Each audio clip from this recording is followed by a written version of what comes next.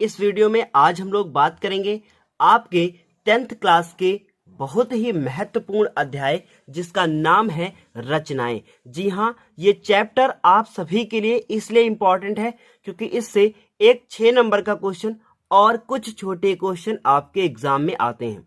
तो बिना देर किए हुए शुरू करेंगे हम लोग इस चैप्टर को। और आज हम लोग रचना नंबर 11.1 को समझेंगे।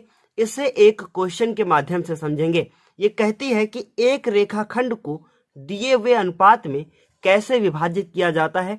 इस क्लास में आज हम लोग यही सीखेंगे। तो हम लोग आज सबसे पहले पढ़ेंगे 11.1 एक्सरसाइज के पहले क्वेश्चन को। क्या लिखा है पहला क्वेश्चन पढ़ते हैं, क्योंकि आपको पता है कि गुरुजी हैं तो संभव है। चलिए शुरू करते हैं पहले क्वेश्चन के साथ। क्या लिखा है, 7.6 सेंटीमीटर लंबा एक रेखाखंड खींचिए। तो हमें 7.6 सेंटीमीटर एक लंबा रेखाखंड खींचना है। फिर लिखा है कि इसे 5:8 के अनुपात में विभाजित कीजिए और दोनों भागों को मापिए। चलिए अब हम आ जाते हैं अपनी कॉपी पर और कॉपी के माध्यम से इसे समझने की कोशिश करते हैं। आप यहाँ देख सकते हैं क्वेश्चन मैंने पहले से लिख रखा है। बहुत आसान क्वेश्चन है। इसके रचना के कुछ चरण हैं जो हम आपको बीच बीच में पूरा एक एक स्टेप बताते रहेंगे। सबसे पहले काम क्या करना होगा कि हमें 7.6 सेंटीमीटर का एक लंबा रेखा खंड खींचना होगा। तो हम क्या करते हैं, एक 7.6 सेंटीमीटर का, और आपको पता है कि 0 यहाँ है और 7 यहाँ है और 8 यहाँ है। इन दोनों के बीचों बीच में जो ये लाइन है इसे हम लोग 7.5 कहेंगे। तो 7.5 सेंटीमीटर का एक लंबा रेखाखंड हम लोग खींच लेते हैं। कुछ बच्चों का ये सवाल होगा कि क्या सर हम अपने पेपर में पेन का इस्तेमाल करेंगे? जी नहीं, आप लोग अपने एग्जाम में पेंसिल का इस्तेमाल करेंगे। पेंसिल से ही चित्र को बनाएंगे। देखिए यहाँ पर हमने 7.6 सेंटीमीटर का एक लंबा रेखाखंड खींच लिया।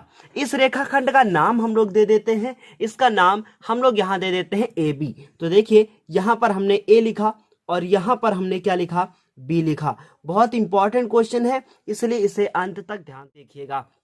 अगर आप ध्यान से इसे देखोगे तो आपको अच्छे से समझ में आ जाएगा।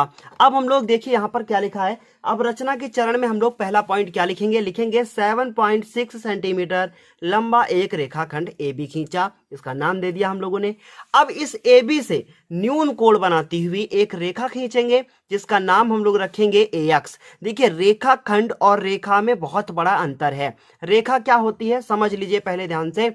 रेखा होती है जिसको दोनों तरफ से बढ़ाया जा सकता है, जैसे कि ये देखिए। और रेखाखंड क्या होता है, जिसके दो अंत बिंदु होते हैं जिन्हें और आगे बढ़ाया नहीं जा सकता, जैसे कि आप इसे देख रहे हैं। अब न्यून कोण क्या होता है, एक ऐसा कोण जो 90 डिग्री से क्या हो, कम हो। तो देखिए एक रेखा खींच दी गई और इस रेखा को हम लोगों ने कैसी नाम क्या रखा, न्यून कोण बनाती हुई, अर्थात यहां से ये 90 डिग्री से कम का कोण बना होना चाहिए। ये बात आपको समझ में आ गई होगी। अब देखिए अनुपात क्या दिया हुआ है। बहुत आसान क्वेश्चन होता है ये। 2 नंबर से 4 नंबर का आपके पेपर में आ सकता है। लिखा है इसे 5:8 के अनुपात में विभाजित कीजिए।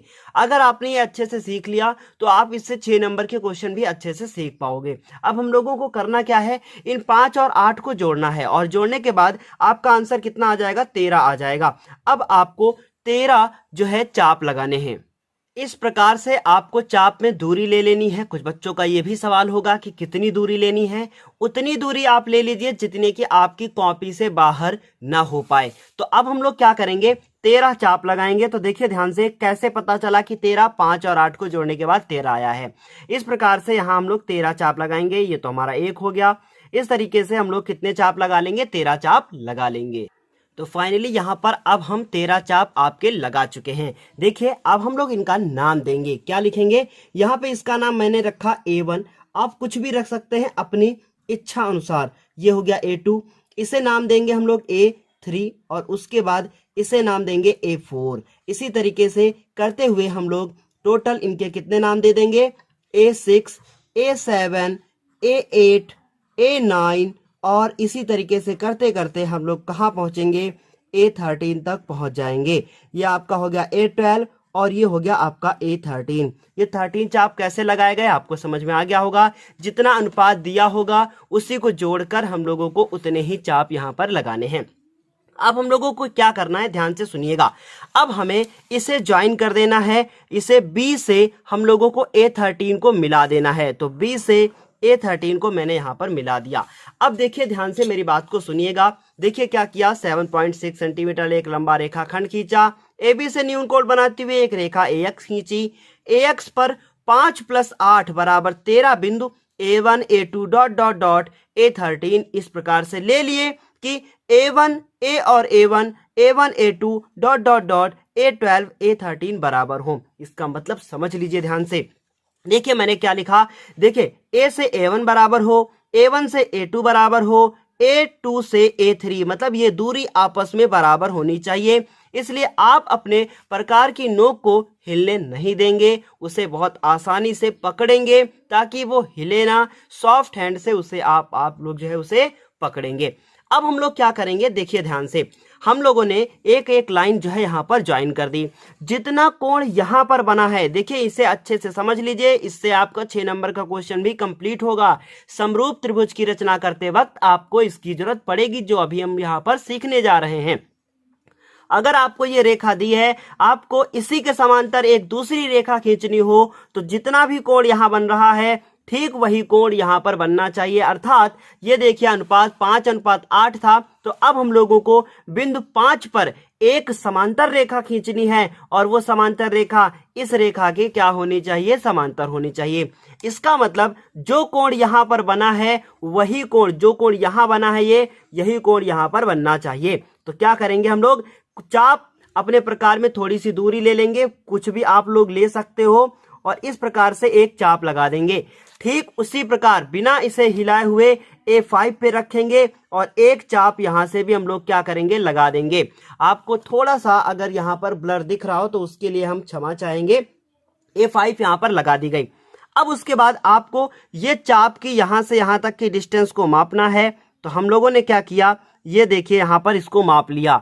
उसके बाद आपको करना क्या है, A5 पे रखना है। कहां पे रखना है, A5 पे नहीं, जहां पर आपका ये चाप था वहां पे रखना है। रखने के बाद आपको इसे ऐसे एक चाप लगा देना है।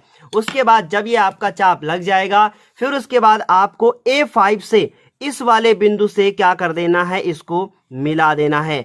अब आप देखोगे कि जो कोण आपका यहां पर बना था वही कोण आपका यहां पर बनेगा। लेकिन जब आप इसे माप रहे होंगे तो मापने में आप चाहें तो यहां पर इसे रखकर एक जो है चाप लगा सकते हैं, जैसे कि हम यहां पर एक चाप लगा देते हैं। तो देखिए इस प्रकार से एक चाप मैंने यहां पर लगा दिया, जो कि यहां प्रकार रखने के बाद ऐसे एक चाप लगा दिया गया है। सिंपल सी बात है, आपको समझ में आ गया होगा। अब आप देखोगे कि जो आपकी ये रेखा है, इसी के समांतर ये एक रेखा ऐसे देखेंगे आप तो ये खींच चुकी है।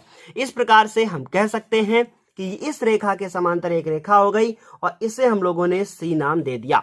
अब आपको कुछ नहीं करना है, बस इतना करने के बाद आपको यहां पर लिख देना है कि ये 7.6 सेंटीमीटर का एक रेखाखंड था। इस तरीके से हम लोगों ने ये पूरी रचना क्या कर ली है, कंप्लीट कर ली है। उम्मीद है ये पूरी आपको वीडियो अच्छे से समझ में आ गई होगी। अब इसकी रचना आप पद देख लीजिए आप लोग। क्या लिखा है, 7.6 सेंटीमीटर लंबा एक रेखा खंड खींचा गया है। AB से न्यून कोण बनाती हुई एक रेखा AX खींचिए। फिर उसके बाद क्या किया गया, ध्यान से सुनिएगा। अब आप लोग इसका एक स्क्रीनशॉट ले लीजिए। यहां पर क्या लिखा गया है, औचित्य। देखिए BA13, तो आप ध्यान से यहां पर देख सकते हो कि क्या लिखा गया है, BA13, और उसके बाद CA5, ये एक दूसरे के समांतर हैं। और थेल्स प्रमेय आपने पढ़ रखी है कि अगर कोई एक त्रिभुज हो और उस त्रिभुज में एक भुजा के समांतर कोई दूसरी भुजा खिंची हो, जैसे कि यहाँ पर A हो जाए, यहाँ पर C हो जाए, यहाँ पर B हो जाए, ये A5 हो जाए और ये A13 हो जाए। ध्यान से मेरी बात को सुनिएगा, चित्र बनाने की पेपर में आवश्यकता नहीं है। तो हम लोग लिखेंगे A और A5 upon A5 A13 AC upon CB। तो ठीक उसी प्रकार यहाँ पर लिखा गया है। और देखिए ध्यान से, A से लेकर A5 तक टोटल 5 डॉट हैं, तो यहाँ पर 5 लिखा गया, 5 है हमारे। और उसके बाद यहाँ से यहाँ तक 8 हैं, तो 5:8 हो गया। इस प्रकार से हम कह सकते हैं कि इसको विभाजित करने पे ये वाली लाइन भी क्या हो गई, सेम रेशियो में विभाजित हो गई। ठीक इसी प्रकार से यहाँ लिखा गया है। अब आप लोग इसका स्क्रीनशॉट ले लीजिए। आज की क्लास के लिए इतना ही, फिर मिलते हैं अगली क्लास में।